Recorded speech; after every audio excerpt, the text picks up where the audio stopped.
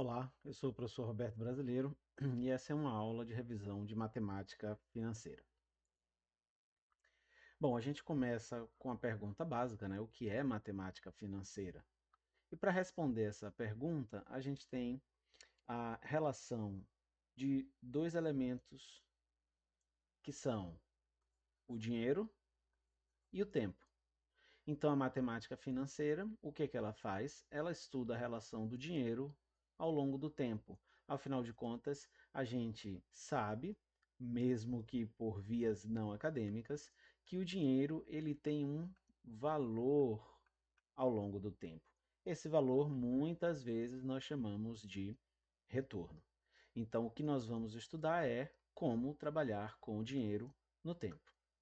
Bom, a forma mais fácil da gente pensar esse dinheiro no tempo é através de diagramas de fluxo de caixa, que nada mais são do que representações gráficas. Como que nós fazemos? Nós traçamos uma linha horizontal. Essa linha horizontal, ela tem um ponto inicial. Esse ponto inicial aqui, ele é tido como o momento zero ou o momento hoje, tá? E qualquer ponto ao longo dessa linha, ele é tido como um ponto no futuro. E esses pontos no futuro vão ter movimentações de dinheiro. E essas movimentações elas são feitas através de setinhas, que podem ser setinhas para cima ou setinhas para baixo. Então eu posso ter inúmeras representações gráficas de operações aqui, setinhas inclusive para cima ou para baixo no momento zero, não tem problema. E setinhas para cima ou para baixo ao longo do tempo. A gente vai ver que para cada tipo de operação, a gente vai ter uma representação gráfica. Genericamente, a gente pode dizer que a taxa de juros, que representa esse valor do dinheiro no tempo, ela nada mais é do que a relação entre juros com o valor inicial envolvido. Vamos pegar um exemplo simples. Vamos pensar num investidor que aplicou R$ 100 por um mês, planejando resgatar por 108. Como é que seria essa operação? Vamos lá, vou traçar a linha, não é bem uma linha, mas tudo bem. Ele aplicou hoje R$ 100, então vou botar aqui uma setinha para baixo de R$ 100. Veja, a setinha para baixo porque ele aplicou. Quando a gente faz uma aplicação, o dinheiro sai do nosso bolso. Se o dinheiro sai do nosso bolso, o dinheiro não está mais comigo, logo eu tive uma saída. E depois de um mês, eu tive uma entrada de R$ 108. Então, esse período aqui é de um mês, né? O N aqui é de um mês, no caso, um mês. E a gente vai ver que eu investi 100 para resgatar 108. Logo, eu ganhei 8 em relação a 100. Observe que se eu tirar o 100 aqui, que é o inicial, fica 8 do juros. Logo, 8 em relação a 100, eu tenho aí uma taxa de 8%. Claro, essa é uma operação super simples, a gente vai ter operações mais complexas para avaliar. Então, veja que nós sempre vamos ter alguns elementos. O que? O valor presente, que nós chamamos de VP, o valor futuro, que nós chamamos de VF, o número de períodos, que nós chamamos de N. Além disso, essa operação aqui tem uma taxa de juros que nós chamamos de I. E a gente pode ver que ela é de 8 em relação a 100, 8%. Esses três elementos, valor presente, valor futuro e N, praticamente eles vão estar sempre presentes nos nossos diagramas. Tá?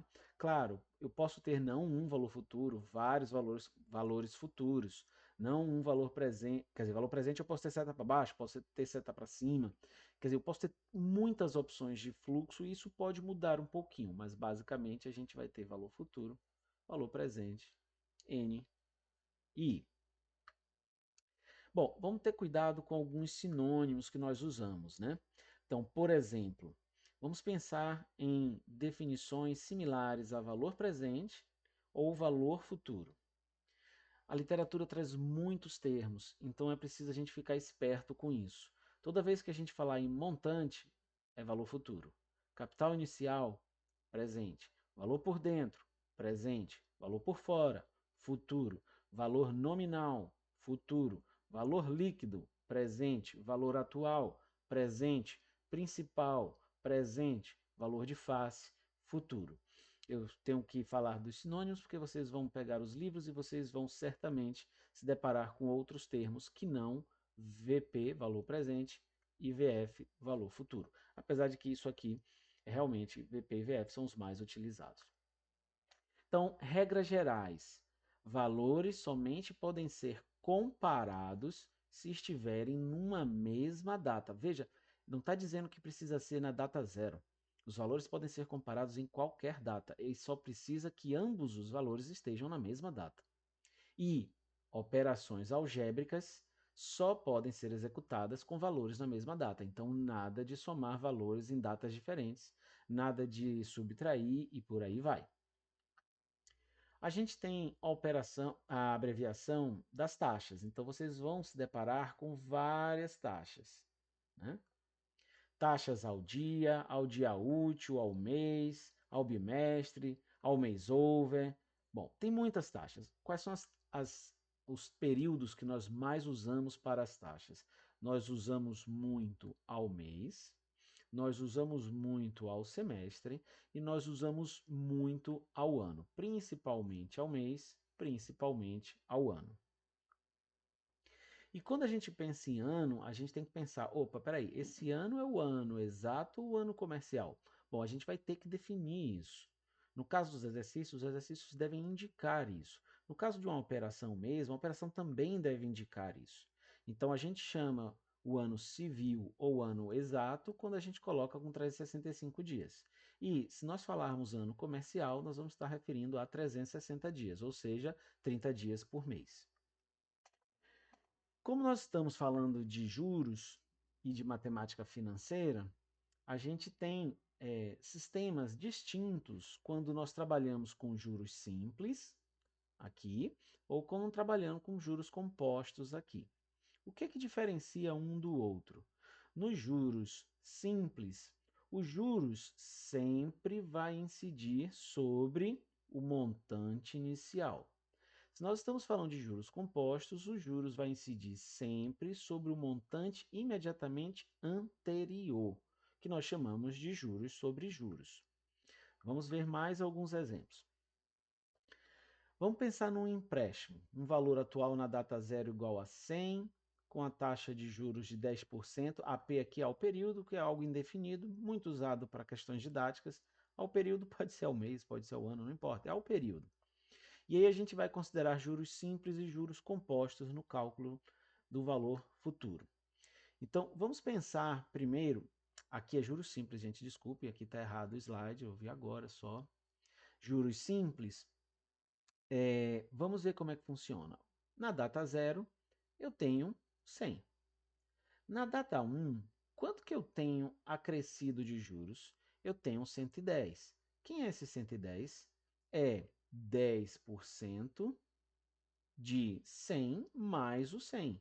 Veja a fórmula. O VP, que é o 100, mais a taxa, que é 10%, de VP, que é o 100. 10% de 100 dá 10, então aqui é 100, mais 10% de 100, que dá 10. Logo, eu tenho 110. Veja que nos juros simples, no período 2, ou no período 3, ou no período qualquer que seja, a taxa de juros vai incidir de novo sobre o 100. Ou seja, ela sempre vai incidir sobre o valor inicial. Isso faz com que a gente possa generalizar a fórmula de juros simples para valor futuro é igual a valor presente multiplicado por 1 mais I, que é a taxa, vezes N, que é o número de períodos. Então, vamos lá.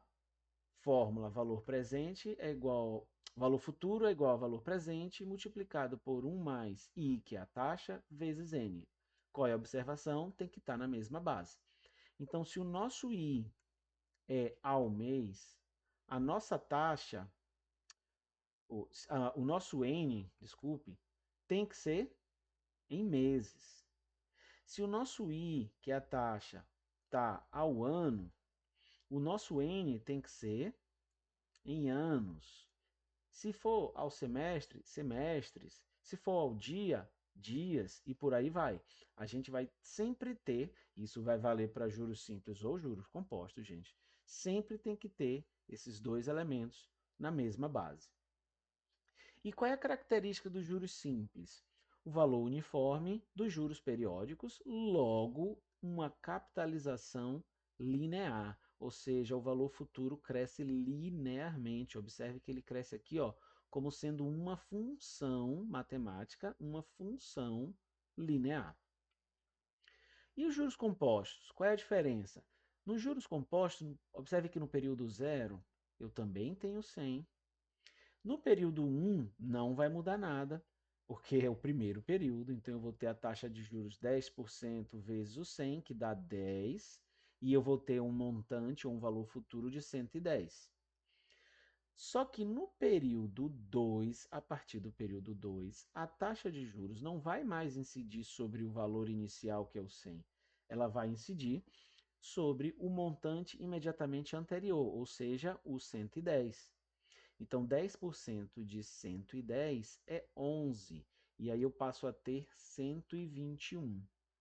A fórmula, genericamente, vai poder ser expressada dessa forma aqui. Ó. O valor futuro é igual ao valor presente multiplicado por 1 mais i elevado a n. Então, aqui eu já passo a ter uma exponencial. Isso significa que os juros vão ser sobre o montante anterior inclui juros, logo a constatação é que nos juros compostos a gente tem juros sobre juros. Basicamente, todas as operações, ou quase todas as operações, são feitas com juros compostos. Bom, de novo, a gente tem, claro, que ter o I e o N na mesma base, então se aqui é o mês, aqui a gente tem que ter meses, se aqui é o ano, aqui a gente tem que ter anos e por aí vai. Só que, como nós temos um expoente aqui, as contas elas ficam um pouquinho mais complicadas. Não muito, mas um pouquinho mais complicadas. Graças a Deus nós temos tabelas padronizadas, nós temos também a calculadora HP2C e, claro, o Excel. Características dos juros compostos: juros incidem sobre juros, logo o valor futuro cresce exponencialmente. Observe que não é linear, é uma curva exponencial. E observe que à medida que o tempo cresce, a inclinação da curva, se nós pegarmos a inclinação aqui, ó, essa inclinação daqui para aqui, ela é muito maior da inclinação daqui para aqui. Então, à medida que o tempo cresce, que o tempo passa, os juros, o montante cresce muito, exponencialmente. Vamos pegar um exemplo. Um investidor aplicou R$ 4.000 por 6 meses a uma taxa composta de 8% ao mês. Qual foi o valor do resgate? Olha o nosso diagrama. A gente tem aqui no momento zero uma setinha para baixo de 4.000. Afinal, ele aplicou, então o dinheiro saiu do bolso dele. Lá na frente, ele vai ter uma setinha para cima. O que é essa setinha para cima? Ele vai estar resgatando o dinheiro. O dinheiro volta para o bolso dele. A taxa de juros é 8% ao mês, nós estamos falando de 6 meses. Taxa ao mês, 6 meses, tudo ok, não tem problema. Eu pego a fórmula, VF é igual a VP, que multiplica 1 mais I elevado a N. Vou trocando aqui, VP é 4.000, o I 0,08, que é 8%, elevado a 6. O valor disso eu posso fazer numa calculadora normal. O valor disso é R$ 6.347. Óbvio que se eu quiser verificar quanto foi de juros, basta fazer uma subtração, 6.347,50 menos 4.000, isso dá 2.000 e pouco de juros, mas a gente sabe que essa conta não é muito bem feita, porque eu estou comparando um valor que está no futuro com um valor que está no presente. Bom, para facilitar as contas, a gente, como eu falei, tem as tabelas padronizadas.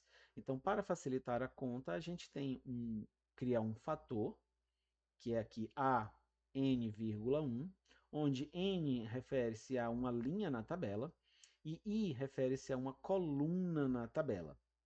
Então, vamos pegar um exemplo aqui. O n é 6, o i é 8. Eu botei o fluxo aqui de novo para a gente poder olhar o fluxo aqui. As tabelas elas estão presentes em basicamente todos os livros de matemática financeira, mas hoje com a internet a gente pode achar tabelas muito facilmente. Então, o N eu vou cruzar o 6, o I eu vou cruzar o 8 aqui, e o cruzamento do 6 com 8, que é esse valor aqui, é o fator que nos interessa, que é 1,5869. Sim, precisamos trabalhar com 4 casas decimais, senão a gente vai ter erros bem grosseiros nos nossos cálculos. 1,5869. Aí o que é que eu faço? Eu troco esse elemento aqui, ó, pelo fator. O fator eu sei que é 1,5869, porque eu peguei da tabela, multiplico por 4.000 e vou ter 6.347 da mesmíssima forma. Bom, Roberto, a gente vai ficar olhando tabela? Bom, realmente, olhar a tabela não está sendo mais uma coisa prática. Bom, qual o caminho? HP12C. Aqui eu tenho algumas telas, algumas teclas da HP12C. Nós temos a tecla do N, que é o número de períodos. Nós temos a tecla do I, que é a taxa de juros. Nós temos a tecla do PV, que é o valor presente. Nós temos a tecla do PMT, que é para prestações, nós vamos falar de prestações daqui a pouco, e nós temos a tecla do valor futuro, que nos interessa, e o valor futuro é o FV. Bom, você pode estar se perguntando, a gente chama de valor presente e a HP chama de VP, ou desculpe, PV. Claro, é porque aqui a gente fala em português e isso aqui é em inglês. Então a gente fala valor futuro, a HP chama de FV, Future Value, quer dizer, em inglês. Mesma coisa, não muda nada. Bom, o CHS troca o sinal e eu vou precisar ter atenção com outras teclinhas que são o GBAG ou o GEND, mas isso aqui é para prestação, vou deixar para daqui a pouco falar disso. Então, como é que ficaria na HP12C essa operação aqui? Eu colocaria 4.000, apertaria CHS para poder colocar negativo e depois apertaria PV. E ele vai registrar isso aqui como um valor presente. Depois eu venho e lanço o 8 e aperto I, ele registra o 8 como sendo a taxa. O 6 e aperto N, ele registra o 6 como o período. E depois eu teclo FV. Ao teclar FV, automaticamente a HP calcula o resultado e vai trazer para a gente os 6.300 e pouco. Então, essa é a operação da HP. Roberto, essa ordem dessas três entradas aqui importa? Não, não importa. Você pode entrar 6N, 8I, 4.000 CHS, PV e depois apertar FV. A única coisa que importa é que na HP12C, a operação que a gente quer sempre vai ser teclada por último. Então, se eu quero calcular o valor futuro, a última tecla a ser apertada vai ser FV. Eu não posso apertar FV no início. Bom, e no Excel? Bom, claro, o Excel é muito mais fácil, muito mais tranquilo de usar, até mesmo do que HP12C. E as empresas basicamente usam Excel. O Excel a gente vai ter que pensar qual é a função e qual é a sintaxe da função. O Excel tem funções específicas para valor futuro, tem uma outra função para valor presente, tem uma outra função para o cálculo de N, tem uma outra função para o cálculo de I, tem uma outra função para o cálculo de prestação. Então eu vou ter que primeiro saber qual função eu vou usar. E a função que eu vou usar é, obviamente, o elemento que eu quero encontrar. Se eu quero encontrar um valor futuro, a função vai ser valor futuro. Essa parte que está aqui entre parênteses no Excel, ela é o que nós chamamos de sintaxe. Então, isso aqui é a sintaxe da função. Toda função do Excel tem uma sintaxe. Elas podem ser mais fáceis ou podem ser mais difíceis, mas todas têm uma sintaxe. Até a função soma, que é a função mais simples, uma das funções mais simples do Excel. Na sintaxe da função VF, observem como é taxa, ponto e vírgula, NPER. NPER é o número de períodos, tá, gente? O Excel ele tem algumas denominações para número de períodos. Às vezes aparece NPER, às vezes aparece somente PER, tá? Então é um pouquinho diferente da HP, a gente quase nunca, não acho que não lembro de ter visto no Excel somente o N. PGTO é pagamento, né? É para prestações, não é o nosso caso aqui agora. VP é valor presente e tipo é também usado quando a gente tem prestações. Vou falar de tipo já no vídeo. Observe que VP aqui está entre colchete. Você não precisa lançar entre colchete. E o tipo também está entre colchete. Está dizendo que assim, esses elementos não precisam necessariamente estar na função.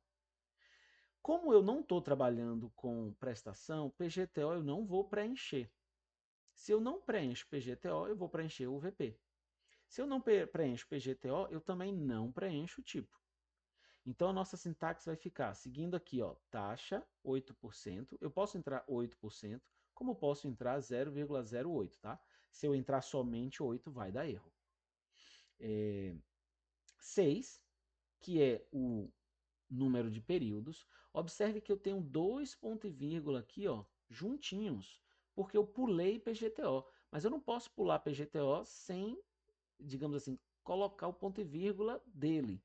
Então tem dois ponto e vírgula aqui juntos, porque não tem PGTO. Então é isso mesmo, não está errado. E por último eu boto VP. Como é uma saída aqui menos 4.000, eu vou colocar menos 4.000. Ao fazer isso e dar Enter, eu vou trazer o resultado de novo de 6.300 e pouco. Vamos lá, uma pergunta que sempre os alunos fazem. Juro simples, ou juro composto, na verdade, é sempre maior do que juro simples? Bom, se nós pensarmos no gráfico, na representação gráfica, vamos ver como é a representação gráfica, né? Aqui é a representação de juros simples, essa daqui, juros simples. Observe que a capitalização é linear. Aqui eu tenho uma capitalização com juros compostos, observe que ela é uma exponencial. Se nós pensarmos sempre que o n for maior do que 1, juros compostos vai dar sempre maior do que juros simples. Se nós pensarmos que juros simples, se nós pensarmos no n menor do que 1, ou seja, frações de um n, 0,8, 0,5 e 0, alguma coisa, a gente vai ter que juros simples vai ser maior do que juro composto.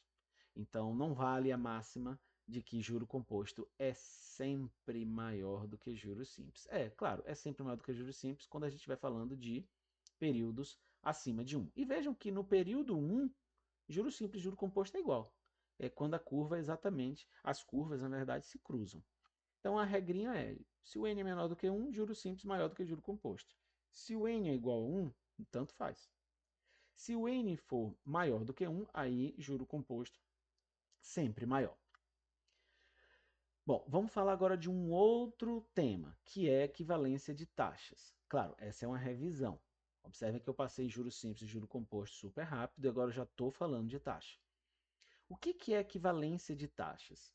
Duas taxas de juros, I1 e I2, referidas a períodos diferentes no regime de capitalização ou dos juros compostos, são equivalentes quando resultam no mesmo montante, ou seja, no mesmo volume de juro, no fim do prazo da operação, tendo incidido sobre o mesmo principal. Ou seja, taxas equivalentes são aquelas que, mesmo sendo diferentes, elas estão expressas em tempos diferentes e têm valores diferentes, quando aplicadas sobre um mesmo valor principal, elas vão gerar o mesmo juro. Bom, vamos pegar alguns exemplos para ficar mais fácil. Mas antes da gente ir por os exemplos, eu vou ter que realmente passar pelas fórmulas. A gente não precisa gravar nenhuma fórmula. Toda a fórmula está disponível no nosso ambiente virtual das aulas. E eu tenho uma taxa equivalente.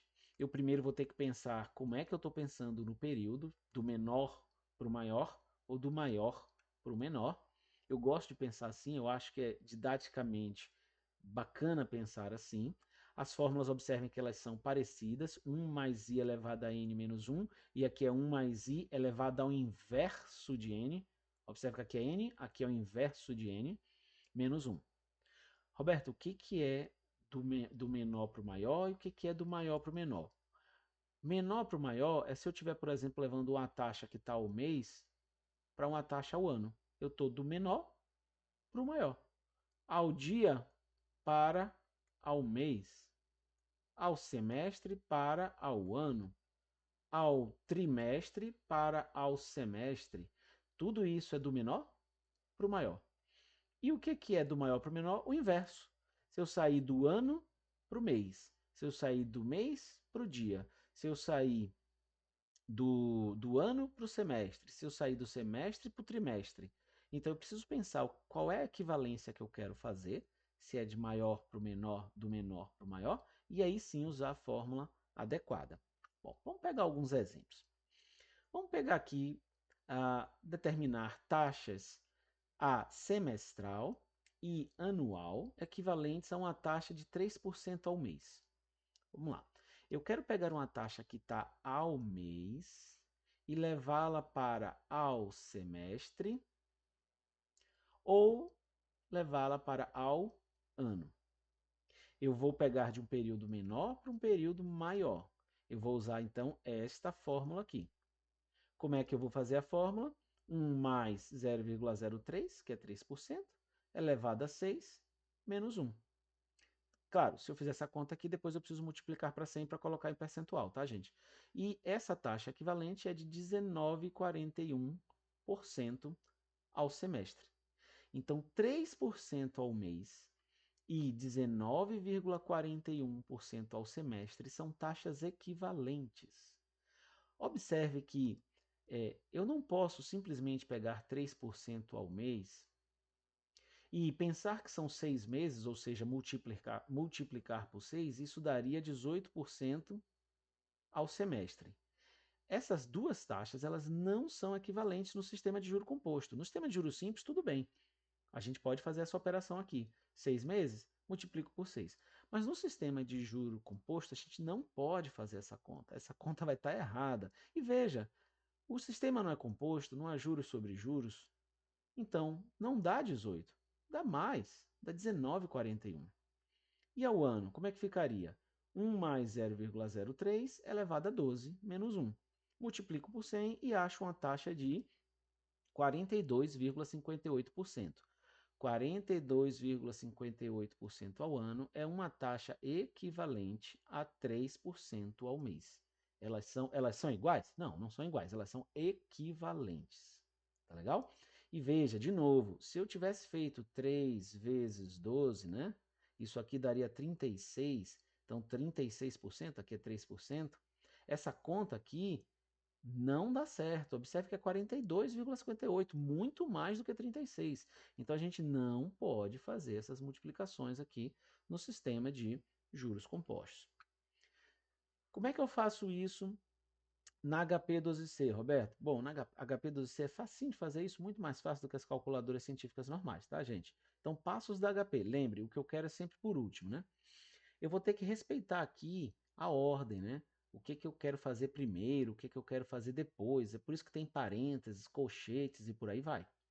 Então, a primeira parte da operação é somar o 1 com 0,03. Claro, eu posso fazer de cabeça e digitar 1,03. Mas, sendo bem assim, literal, o que, que eu faço? 1, Enter, 0,03 mais. Aí ele somou e vai aparecer 1,03. Aí eu preciso elevar a sexta. 6, e aí tem um botãozinho no HP, que é y elevado a x, que é um botão de potência. Então, 6 elevo. Depois tem a subtração. 1 menos. Aí eu vou ter a taxa em decimal. 100 vezes e a taxa aparece para mim como percentual. E eu vou chegar no mesmíssimo valor que eu encontrei aqui de 19,41. E a outra, 1 Enter, 0,03 mais, 12 eleva, 1 menos, observe o que eu estou fazendo, ó. 1 Enter, 0,03 mais, 12 eleva, 1 menos. 1 menos 100 vezes para colocar ela em percentual. E eu vou chegar também em 42,58. Bom, só voltando aqui, o Excel ele não tem essas operações, né? O Excel não tem função para isso. Eu posso fazer isso aqui no Excel como sendo um cálculo matemático normal, como eu faria com uma calculadora. Nesse caso, eu estaria usando o Excel como uma calculadora, inclusive tendo que colocar parênteses para poder primeiro somar, depois elevar e depois subtrair. Bom, e o contrário, de um período maior para um período menor. Então, vamos pensar em taxas mensais para 90% ao semestre e 220,8% ao ano. A fórmula muda esse elemento aqui da fórmula, porque eu estou trazendo um período maior para um período menor. Então, fazendo aqui, ficaria 1 mais 0,9, porque é 90%, elevado a 1 sobre 6, menos 1. Isso aqui dá 11,29. E no segundo exemplo, a gente tem 220,8%, vai ficar 1 mais 2,208, elevado a 1 sobre 12 menos 1. De novo, vezes 100 para colocar em percentual, tá, gente?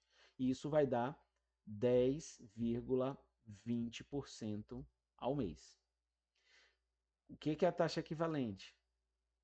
Ter uma taxa de 90% ao semestre é equivalente a ter 11,29% ao mês.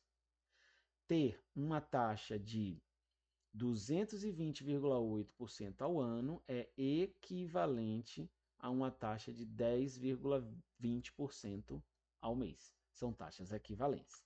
Na HP12C, fazendo rapidinho, 1 enter, 0,9 mais 6. Aí aqui tem que tomar um cuidado, porque na HP a gente tem que primeiro inverter, né? Aqui é 1 sobre 6, então é 6, inverte, essa tecla aqui na HP ela inverte, então isso aqui é 6 inverte, depois eleva, porque observe que é elevado ao inverso. Então 6 inverte, eleva 1 menos 100 vezes, para poder colocar em percentual. E no caso do segundo exemplo, 1 enter, 2,208 mais, 12 inverte, eleva, 1 menos 100 vezes, e eu tenho a resposta também. Bom, e se eu tiver trabalhando não com um valor presente, um valor futuro, eu tiver vários valores futuros, a gente vai estar trabalhando com séries. Essas séries, elas podem ser uniformes ou não uniformes. O que é uma série uniforme? Todos os valores são iguais. E o que é uma série não uniforme? Todos os valores são diferentes. Pode ter alguns iguais, alguns diferentes, mas enfim, não são todos iguais. Isso que importa. Então, por exemplo, uma série uniforme seria isso aqui, ó.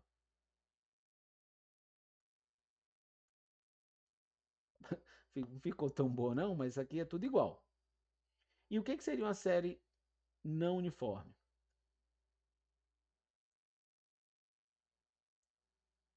Observe que eu posso até desenhar algumas iguais aqui, ó. Isso aqui é uma série não uniforme. Bom, por enquanto a gente não vai trabalhar com isso, a gente vai trabalhar com isso numa outra aula. Por enquanto nós vamos revisar somente as séries uniformes, que são as prestações. Bom, para falar de prestação, aí a gente vai ter que lembrar que são dois tipos basicamente, de prestação: as prestações antecipadas e as prestações postecipadas. O que é uma prestação postecipada? É aquela que não tem entrada. Seria um fluxo assim.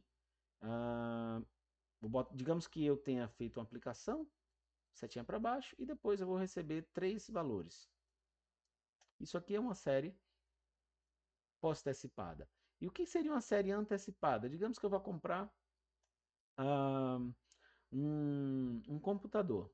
Então eu compro um computador, na verdade eu recebo um computador, né, que equivale a dinheiro, e eu vou pagar esse computador depois. Só que como ela é antecipada, significa que a primeira parcela ocorre no ato da compra. Observe que aqui não tem outra setinha, né? Aqui tem, setinha para cima e setinha para baixo. Então, todas as vezes que a gente visualizar uma mais duas, uma mais cinco, uma mais alguma coisa, a gente está falando de séries antecipadas, fluxos mais ou menos desse tipo. Que a gente pode mudar o fluxo um pouquinho, né, gente?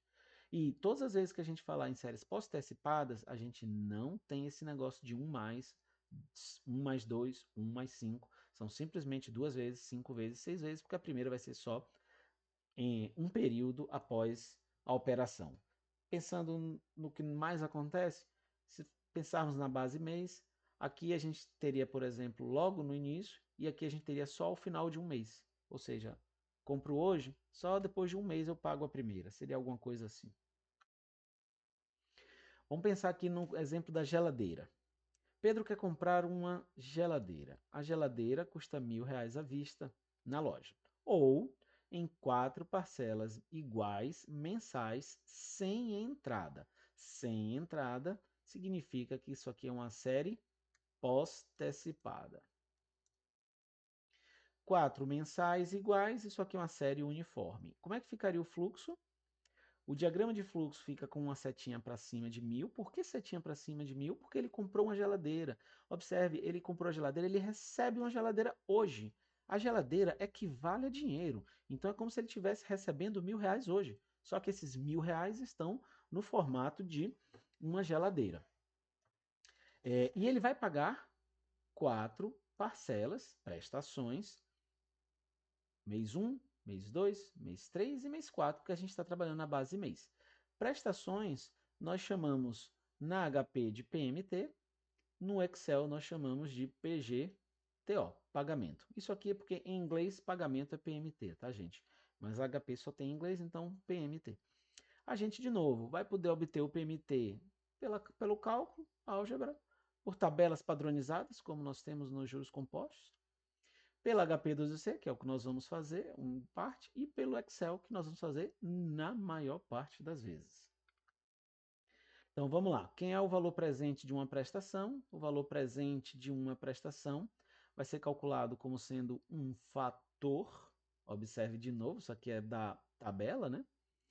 Vezes o valor da prestação. Quem é esse fator aqui? Esse fator aqui, observe que tem o N, que é o número de períodos, o I a taxa, para a gente depois cruzar com a tabela. Matematicamente, esse fator vai ser dado por 1 mais I elevado a N menos 1, dividido por I que multiplica 1 mais I elevado a N.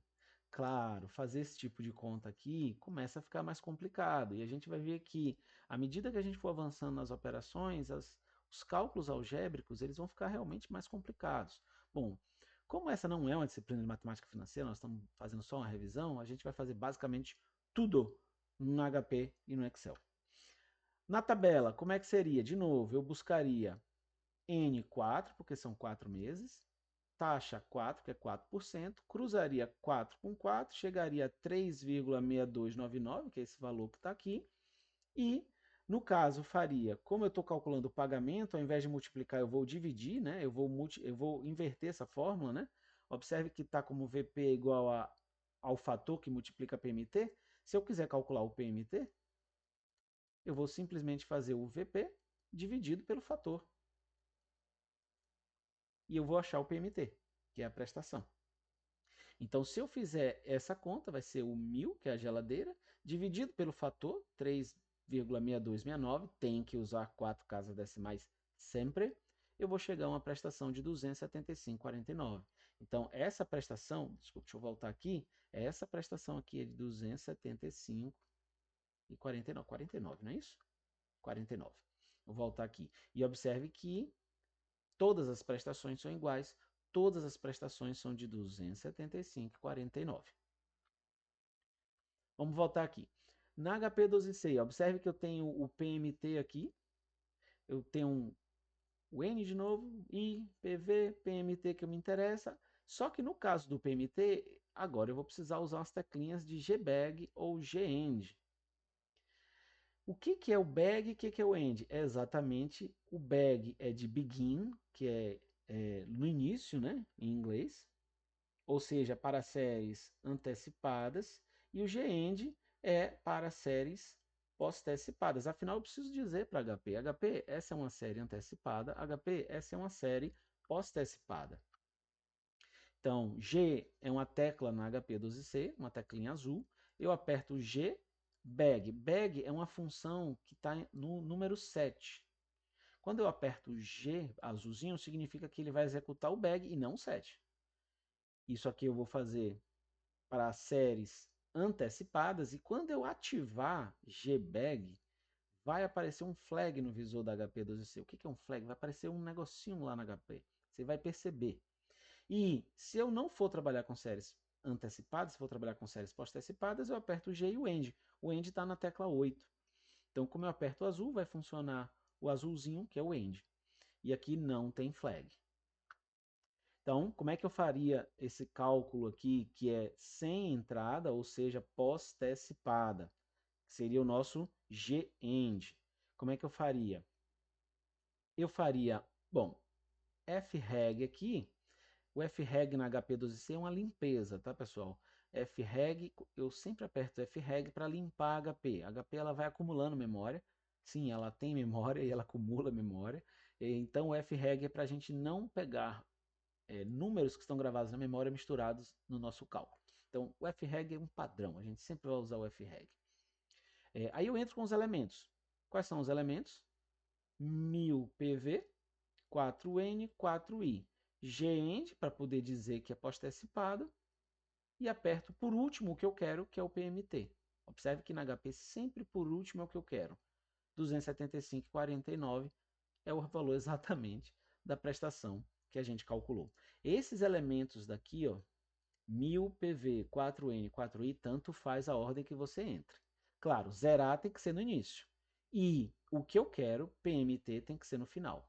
Os outros, tanto faz. O GEND também poderia ser no início, tá? Eu poderia começar com GEND, 4N, 4I, 1000 PV e por último aperto PMT.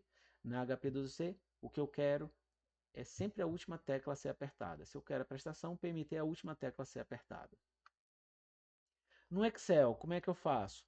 Bom, no Excel tem uma função para prestação, que é a função PGTO. Essa aqui é a sintaxe da função. Ela é muito parecida com a sintaxe da função que a gente já viu. Todas as funções financeiras, basicamente, dessas operações que nós estamos fazendo, elas têm sintaxe parecida.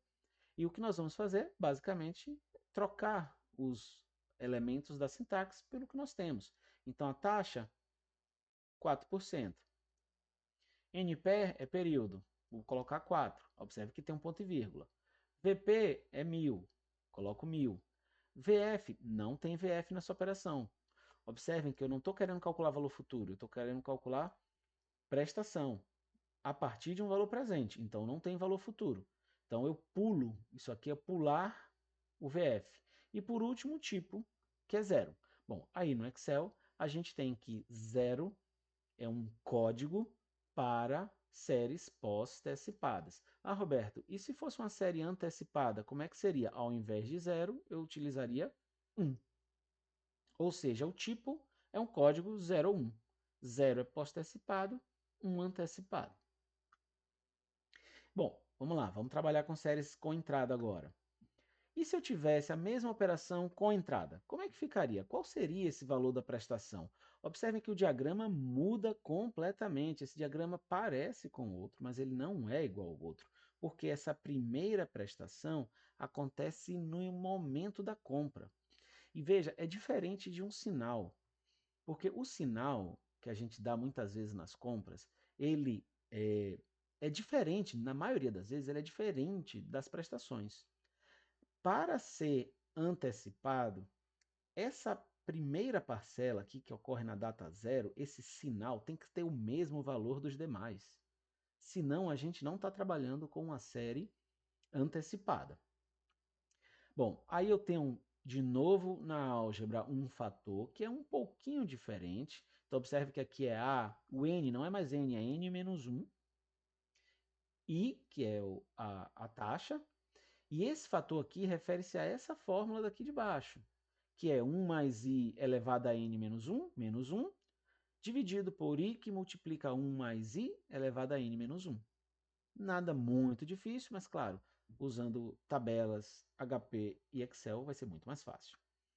No caso da nossa tabela, observe que é n menos 1, então eu vou pegar o 3, porque são 4 parcelas, né? Então, n menos 1 é 3. 4 é a taxa de juros. Vou pegar o cruzamento, a interseção dos dois, 27751. Isso aqui é o nosso fator. Vou fazer 1000 dividido por 1 mais 2,771 e eu vou achar que a prestação ela é de 26489. A prestação ela é um pouquinho mais baixa do que na série pós-antecipada. Claro, eu estou pagando a primeira no início. Então, óbvio que é diferente. No nosso caso da HP, com série antecipada, eu vou ter que usar o bag, o gbag, né? Vai ter um flagzinho no visor. Então, freg para zerar. Aqui tanto faz a ordem.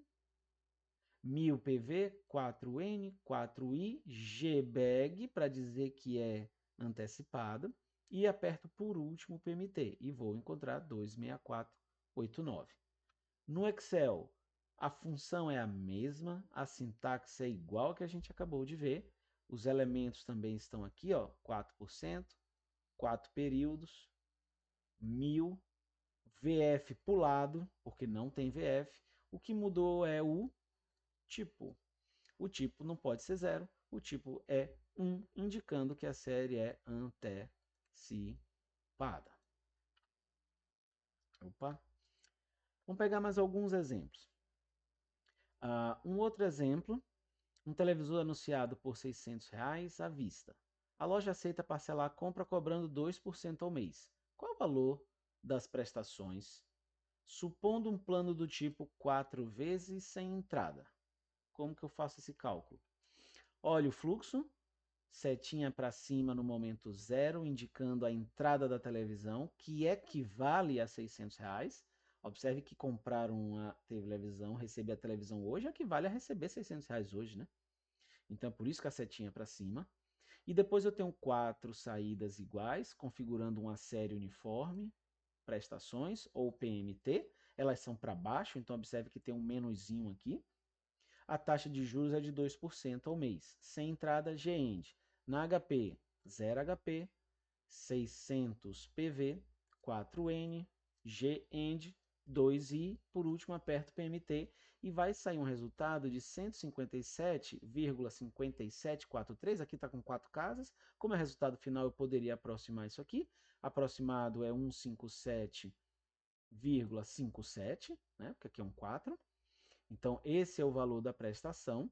Essa prestação essa prestação é pós-antecipada, ou seja, a primeira só acontece no período 1. E observe, o GEND, nesse exemplo aqui, eu coloquei no meio. Como eu falei para vocês, esses elementos aqui, ó, eles podem estar em qualquer ordem. O que importa é que o PMT seja o último.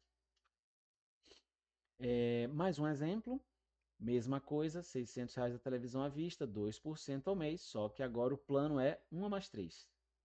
1 mais 3 iguais. Então, nós estamos falando de uma série antecipada, 0 HP, 600 PV, 4N, GBAG, que é antecipado, 2I, PMT, a prestação fica em R$ 154,48 aí aproximadamente. Bom, essa foi uma revisão super rápida. A gente vai fazer mais exercícios em sala de aula. E se você tiver dúvidas, use o fórum Tira Dúvidas do Moodle, do nosso AVA. Né? Claro, os colegas podem responder e ajudar a tirar dúvida. Ou anote sua dúvida e pergunte na próxima aula. Em último caso, pode mandar um e-mail para mim.